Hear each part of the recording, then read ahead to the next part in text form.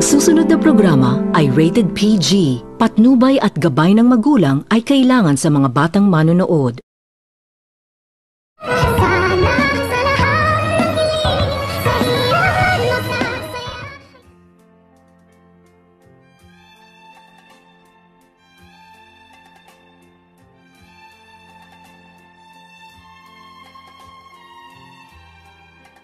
Katapos nitong manggaling ni Zoe sa room ng kanyang lulu, ay agad naman din nitong ibanalita ni Zoe sa kanyang mami na nakita na umano nito ni Zoe ang kanyang lulu at totoo umano nagising na ito, ngunit hindi pa umano ito nagsasalita at tila wala pa umano itong naaalala dahil tinitingnan lang umano nito ni Don Pipi itong si Zoe sa kadahilanan na labis-labis naman din itong nag-alala itong si Moira at sinabihan nito ni Moira ang kanyang anak na kailangan umano nilang gumawa ng paraan upang hindi umano ito makapagsumbong si Don Pipi sa kanyang anak at hindi umano nito maisisiwalat ang katotohanan. At dito agad naman din itong sinabihan ni Zoe ang kanyang mami na wag na umano itong mag-alala dahil sa palagay umano nito ni Zoe ay maging katulad din umano ito ng kanyang daddy na hindi na umano manunumbalik pa ang kanyang memorya, kung kaya't agad naman din itong sinabihan ni Moira ang kanyang anak kung paano umano ito nakakasiguro. Ay dito agad naman din itong sinabihan ni Zoe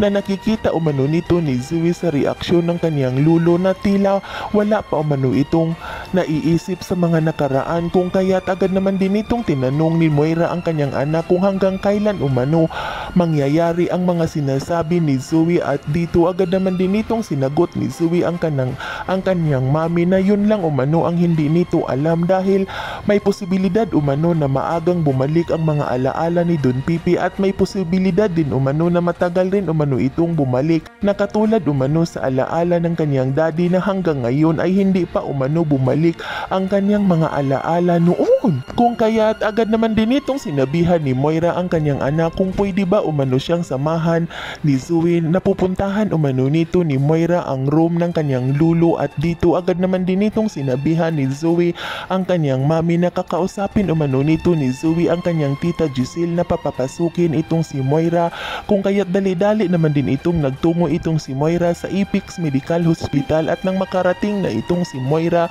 ay agad naman din itong sinalubong ni Zoe at agad nitong dinala ni Zoe sa labas ng room ng kanyang lolo. At nang makarating na itong dalawa ay agad naman din itong kinausap ni Zoe ang mga pulis kung pwede ba umanong papasukin ang kanyang mami dahil gusto umano nitong makita ng kanyang mami ang kanyang lolo. Kung kaya't agad naman din itong tinawagan ng mga pulis itong si Giselle at sinabihan na nasa labas umano itong si Moira dahil gusto rin umano nitong makita ni Moira itong si Don Pipi sa kadahilanan na agad naman din itong sinabihan ni Giselle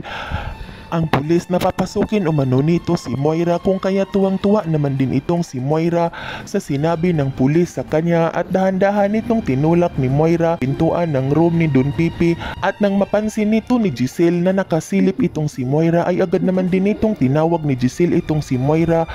at pinapapasok nito ni Giselle. At nang makapasok na itong si Moira ay agad naman din itong nagsalita itong si Giselle na malapit na rin umano nitong malaman ang katotohanan kung sino umano ang may gawa sa kanyang ama, kung kaya labis-labis naman din itong nag-alala itong si Moira dahil mabubunyag na umano ang kanilang sikreto kapag magsalita na umano ang matanda. Yan ay ating aabangan sa susunod pa na pangyayari sa kaganapang ito ng abot kamay na pangarap. Huwag mong kalimutang isubscribe at i-hit ang notification bell ng aking channel.